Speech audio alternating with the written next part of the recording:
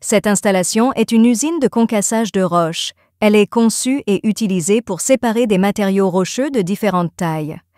Les principaux équipements sont un alimentateur vibrant, des concasseurs, des cribles vibrants et des convoyeurs à bande.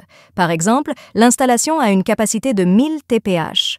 Le propriétaire a besoin d'une gamme de produits de 3 tailles différentes, 0 mm, 8, 20 mm et 20, 31 mm.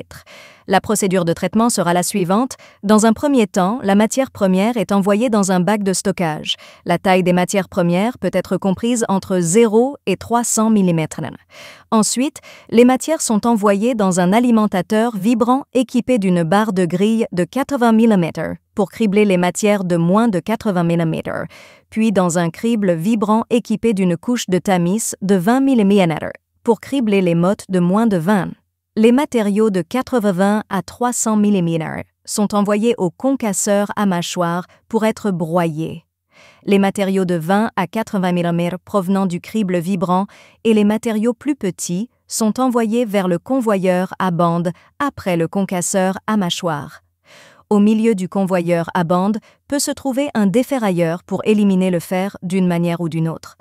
Ensuite, les matériaux seront envoyés au premier concasseur à cône de grande capacité pour effectuer le deuxième concassage.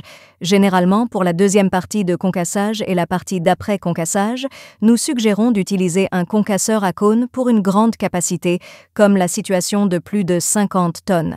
Les matériaux broyés seront envoyés dans un bac de stockage qui est également associé à un alimentateur vibrant. La fonction du bac de stockage est de mieux contrôler la préplantation. La capacité après l'usine, vous pouvez décider facilement. Dans l'étape suivante, l'alimentateur vibrant enverra les matériaux de la benne de stockage vers la troisième partie du concasseur à cône, plus petite. Au milieu du convoyeur à bande, on peut également placer un déferrailleur pour éliminer le fer. Pour le concasseur, vous pouvez décider d'utiliser du ensemble de petits concasseurs à cône ou un ensemble de concasseurs à cône plus grands. Si l'on utilise du ensemble, la forme des matériaux de sortie sera meilleure. Ici, j'ai expliqué qu'il s'agissait de 2 ensembles de concasseurs. Les matériaux de sortie sont ensuite envoyés vers 4 ensembles de cribles vibrants identiques, composés de 2 couches de cribles de 20 mm et de 31 mm.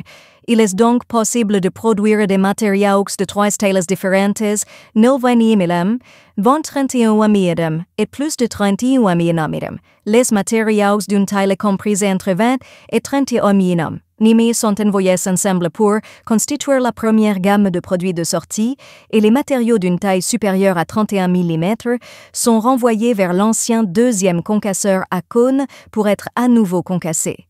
Les matériaux de 0 à 20 mm seront envoyés vers 2 autres ensembles de cribles vibrants avec une couche de cribles de 8 mm pour obtenir les 2 tailles finales de produits de sortie, les produits de 0 à 8 mm et de 8 à 20 mm.